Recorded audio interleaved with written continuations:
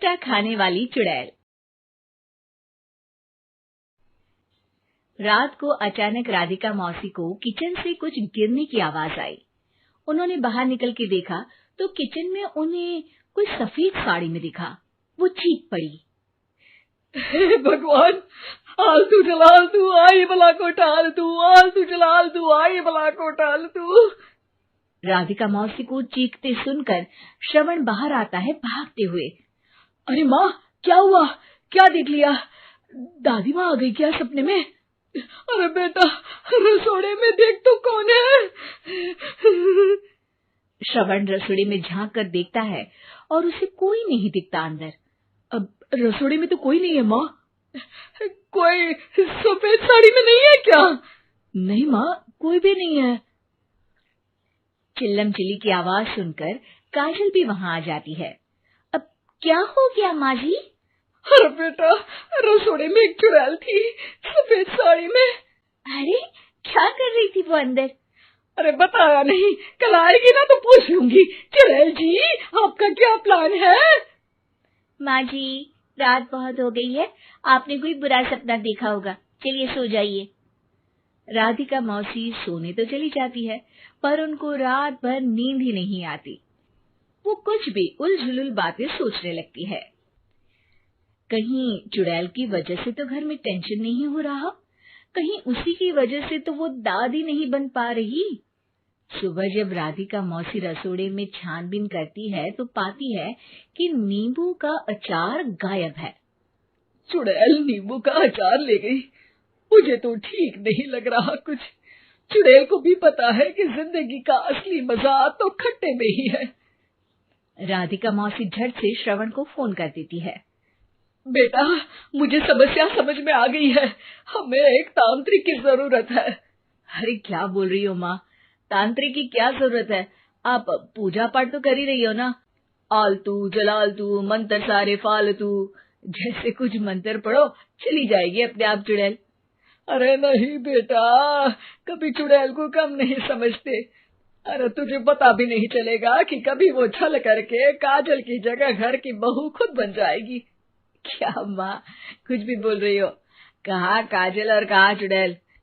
वैसे एक बात बताओ, काजल को अगर गाने के लिए बोल देना तो चुड़ैल काजल की आवाज सुनकर घर तो क्या, धरती लोग छोड़कर चली जाएगी। तुम ना पढ़े लिखे बच्चे हर चीज को मजाक समझते हो। तुम रहने दो, मैं खुद ही तांत्रिक को बुला लेती हूँ। अच्छा सुन, शाम को इमली लेके आना। क्या है कि चटनी खाए बहुत दिन हो गए है ना? नहीं माँ, इमली तांत्रिक से ही मंगवा लो ना, आटा वगैरह भी उसी से पिसवा लेना। देखो मुझे काम करना है। श्रवण रात को कई तरह की सब्जियों के साथ माँ के कहने पे चटनी के लिए इमली भी ले आया था, लेकिन राधिका मौसी के दिमाग में अलग ही फिल्म चल रही थी। उन्हें अब सिर्फ शक ही नहीं यकीन होने लगा था कि शायद चुड़ैल ने श्रवण पर अपना जाल बिछा दिया था, जिस वजह से श्रवण उनकी बात ही नहीं मान रहा था। पर कोई नहीं, आने वाली रात में राधिका मौसी खुद तैयार हो गई चुड़ैल को पकड़ने के लिए। रुद्राक्ष की माला, तुलसी का पत्ता, हनुमान चालीसा सब हाथ के पास ही था, बस चुड़ैल का इंतजार था। और जैसा राधिका मौसी ने सोचा था वैसा ही हुआ। वो चुड़ैल उस रात भी आई, पर वो राधिका मौसी से तेज निकली और राधिका मौसी के उससे पकड़ने के पहले ही वो भाग खड़ी हुई। जरूर बहू पे साया है उस चुड़ैल का, तभी तो श्रवण के कमरे में गई है। और अगली सुबह राधिका मौसी पिछली रात हुए हमले में किन चीजों का नुकसान हुआ उसका हिसाब लगा रही थी। उनके खेमे से एक आम के अचार की शीशी भी गायब हो चुकी थी और वो इमली भी जो कल श्रवण लेकर आया था। राधिका मौसी इस बारे में सोच ही रही थी कि श्रवण जल्दी से रसोड़े में आकर दवाइयों की पोटली ढूंढने लगता है। अरे बेटा, क्या हो गया?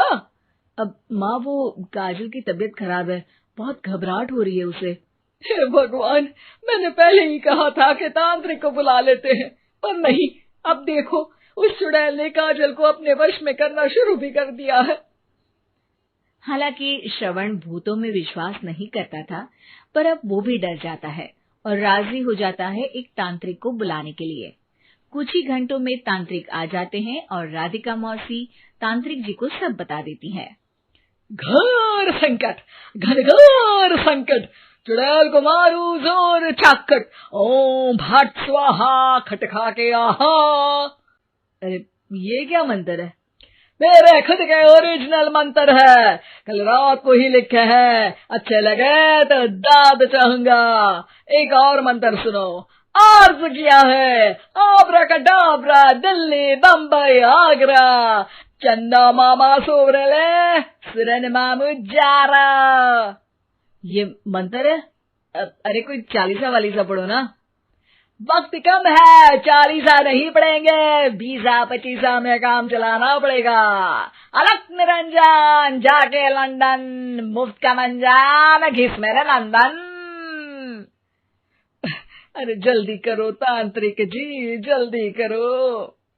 तांत्रिक अपने उल झलूल मंत्र पढ़ने लगता है। श्रवण को तांत्रिक पे शक होता है।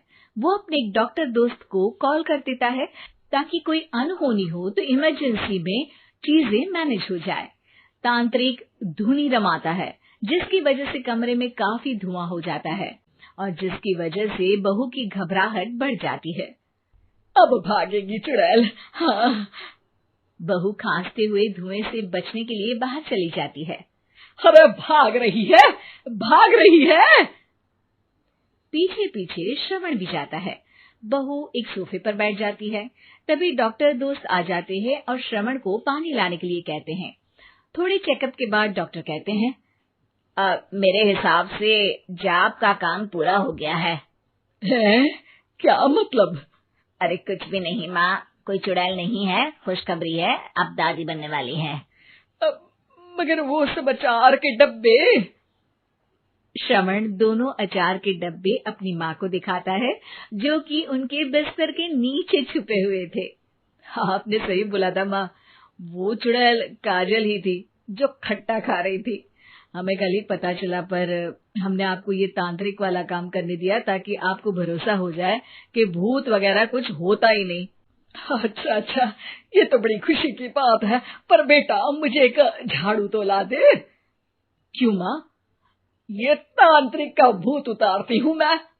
अब तांत्रिक राधा मौसी के डर से घर से भाग निकलता है और राधा मौसी उसके पीछे भागती है। अरे संकट ये घनघोर है, तांत्रिक मुआ चोर है।